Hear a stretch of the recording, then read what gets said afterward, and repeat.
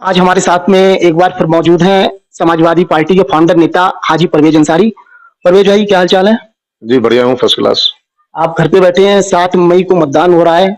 आपके जो प्रत्याशी हैं, गठबंधन के जो प्रत्याशी है प्रवीण सिंह ऐरन, आप उनके साथ में नजर क्यों नहीं आ रहे हैं? क्या वजह है? भाई, जब इनका टिकट हुआ था तो सपा समर्थक ग्रुप में मैंने ये लिख दिया था कि साहब पिछली बार सांसद रहे थे, तो जब इनसे काम के लिए फोन किया जाता था तो कहते थे मैं जर्मन हूँ, जापान हूँ, ऑस्ट्रेलिया हूँ। मैं स्वयं भुक्तभोगी हूँ, मैंने 2-3 बार फोन किया तो विदेश थे ये। अब ये कहते हैं मैंने हवाई अड्डा बनवाया, मैंने ये कराया, मैंने वो करा। तमाम विकास की बातें करते हैं, पब्लिक के बीच नहीं रहे, जनता के बीच नहीं रहे। विकास कहाँ से करा दिया इन्होंने? आज ये जो चर्चा चल रही है कि मुसलमान समाजवादी पार्टी के नेता मतलब ऐरन साहब के साथ नहीं है, तो चुनाव में दिख नहीं रहे हैं, तो मैं समझता हूँ कि उन्हें मुस्लिम लीडरों की जरूरत ही नहीं है। पता नहीं कौन सा कार्ड खेल रहे हैं, किस तरीके का कार्ड खेल रहे हैं, कौन सा मतलब आरएसएस का दिमाग अपना इस्तेमाल कर रहे हैं। नहीं, आप ऐसी बातें क्यों कर रहे हैं? आप भी समाजवादी से जुड़े हुए हैं, वो आपके प्रत्याशी हैं। इसे पीड़ा कहा जाए या विद्रोह कहा जाए? ये मेरी दिल की पीड़ा है। ये मेरी पीड़ा है क्योंकि विद्रोह तो मैं नहीं कर सकता, क्योंकि विद्रोह करने के लिए राष्ट्रीय स्तर की छवि और बहुत बड़ी वो छवि होना चाहिए। ये मेरे दिल की पीड़ा है और सब तमाम समाजवादी नेताओं की, पदाधिकारियों की ये पीड़ा है। और नवाबगंज में एक भी आदमी समाजवादी का कहीं मंच पे दिखाई नहीं पड़ रहा है, ना कहीं से हमारी जरूर समझ रहे हैं। मैं ये जानना चाह रहा हूँ ना, अभी सोशल मीडिया पे कई ऐसे जो मुस्लिम लीडर हैं, मुस्लिम नेता कहा जाए, वो विरोध अपना दिखा रहे हैं कि हमें साफ सम्मान नहीं मिल रहा है, प्रवीण सिंह ऐरन के कार्यालय पे कोई सम्मान नहीं मिल रहा है, मंच पे हमें बुलाया नहीं जा रहा है। तो क्या हाजी परवेज अंसारी को नहीं बुलाया जा रहा है या जा नहीं रहे हैं? नहीं, अभी तक तो मुझे कोई बुलाने की सूचना ही नहीं आई। मैं इतना जमीन से जुड़ा हुआ राजनीतिक आदमी हूँ। मैं हमेशा समाजवादी पार्टी को वोट किया, लड़ाया मैंने चुनाव, और कितनी मेहनत से लड़ाता हूँ ये तो समाजवादी कार्यकर्ता नेता खुद जानते हैं, पूरा जिला जानता है इस बात को, मैं कितनी मेहनत चुनाव लड़ाता हूँ। आज घर में बैठा हूँ और तमाम खबरें भी आ रही हैं। जो चुनाव कार्यालय है नवाबगंज में बना हुआ, वहां पर बाहरी व्यक्ति बिठा दिए हैं। जो लोग यहाँ के लोगों की बात नहीं समझ पा रहे हैं या यहाँ के लोग उनकी बात नहीं समझ पा रहे हैं। तो मैं कहना चाहूंगा कि जो स्थानीय लोग हैं, स्थानीय कार्यकर्ता हैं, वो चुनाव कार्यालय पे बैठे और आने वाले लोगों का खैर मकदम करें, उनको स्वागत करें उनका, तो वो लोग उत्साहित होंगे। मुस्लिम लीडर जो और हैं, आपको नहीं लग रहा है वो उनके साथ में घूम रहे हैं, आपके जो क्षेत्र के लोग हैं? नहीं, अभी तक तो कहीं कोई सोशल मीडिया पे, प्रिंट मीडिया पे कोई मुस्लिम लीडर उनके साथ दिखा नहीं है। नहीं, जो आप ये जो दर्द बयां कर रहे हैं अपना, ये आपका व्यक्तिगत है या पूरे समाज का है? जो भी मुस्लिम यहाँ के जो राजनीतिक लोग हैं उनको लेकर है? नहीं, ये दुख मेरे समाज का है। अभी मैं थोड़ी देर पहले, शुक्रवार था, नमाज पढ़ के जब उधर से आया तो मेरे साथ काफी लोग बोले हाजी जी इलेक्शन के 3 दिन रह गए, प्रत्याशी आया ही नहीं, वरना चौपले पे तो अपने मुस्लिम समाज की हमेशा मीटिंग होती है और बहुत बढ़िया मीटिंग कराते हैं। इस बार तो समाजवादी का, इंडिया गठबंधन का प्रत्याशी नहीं आया। तो इस चीज का रोष गलियों में आम मतदाताओं पे भी है। तो इस रोष का असर क्या होगा? आपके सामने ऑप्शन क्या है? सामने तो भारतीय जनता पार्टी है। नहीं, भाजपा में तो मुसलमान का जाना मैं समझता हूँ असंभव है।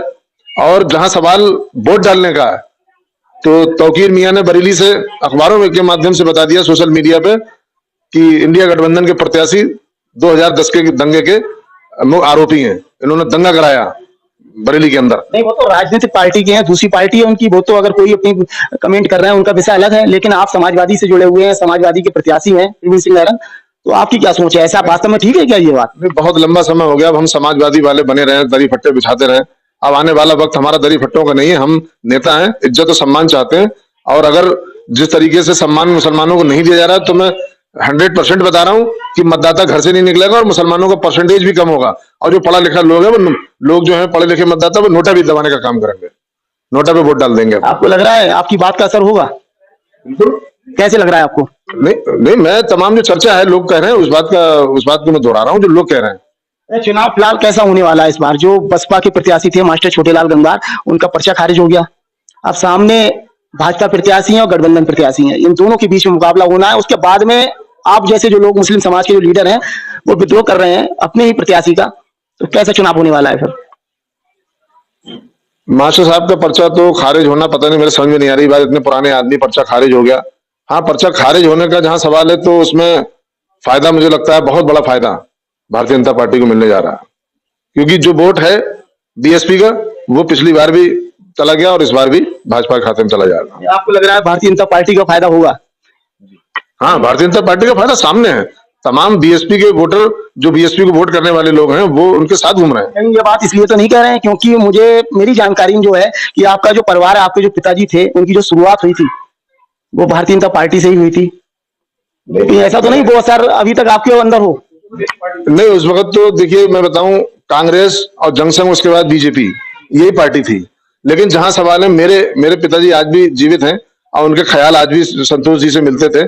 और मैं बताऊं, व्यक्तिगत राजनीतिक भी होने के नाते जब संतोष जी का टिकट कटा तो मुझे थोड़ा कष्ट भी हुआ, लेकिन आज भाजपा का रूप अलग है, आज भाजपा और है।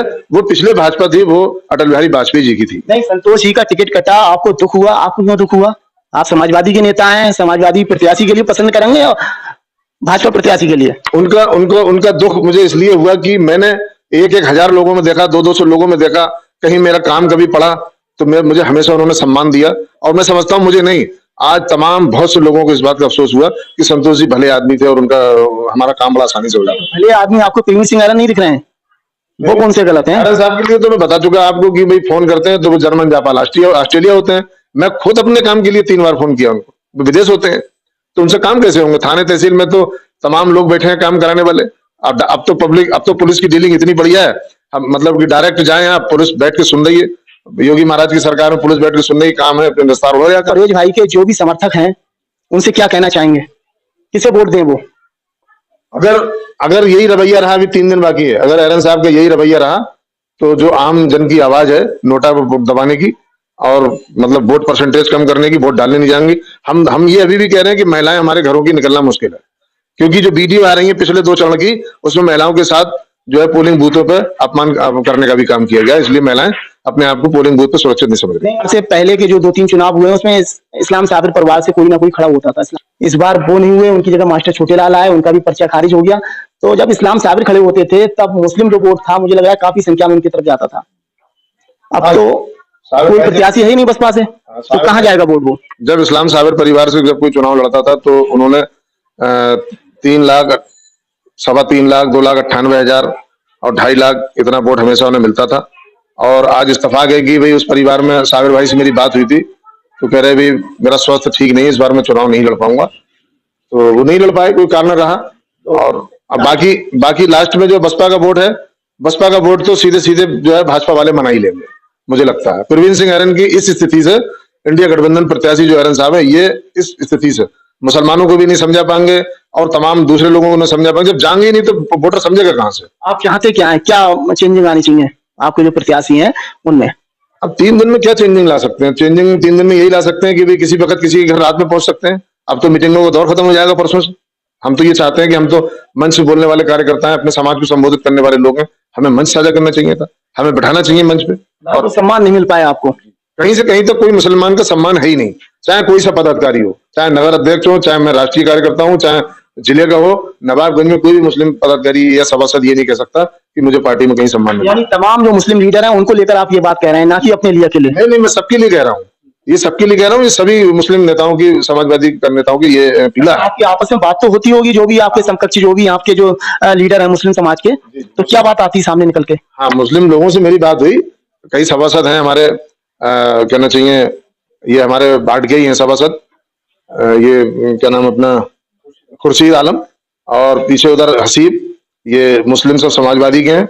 और इन लोगों से बातचीत हुई तो वो कह रहे हैं हाजी जी कोई सम्मान नहीं, आपको जब नहीं पूछ रहे हैं तो हमें भी नहीं पूछ रहे हैं।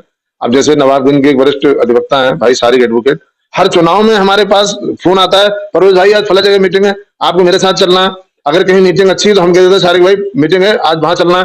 तो हम लोग सब एक दूसरे से कंप्रोमाइज करके और एक दूसरे को मतलब लेके चलते थे कि भाई मीटिंग में चलना। तो हम 8-8, 10-10 लोग जाते थे मुस्लिम लीडर इकट्ठे। वही तो बात है ना, आप दिख रहे हैं, ना सारिक भाई दिख रहे हैं, ना डॉक्टर ताहिर दिख रहे हैं, ना खुर्शीद भाई दिख रहे हैं, तमाम जो मुस्लिम यहाँ के लीडर है कोई नहीं दिख रहा है।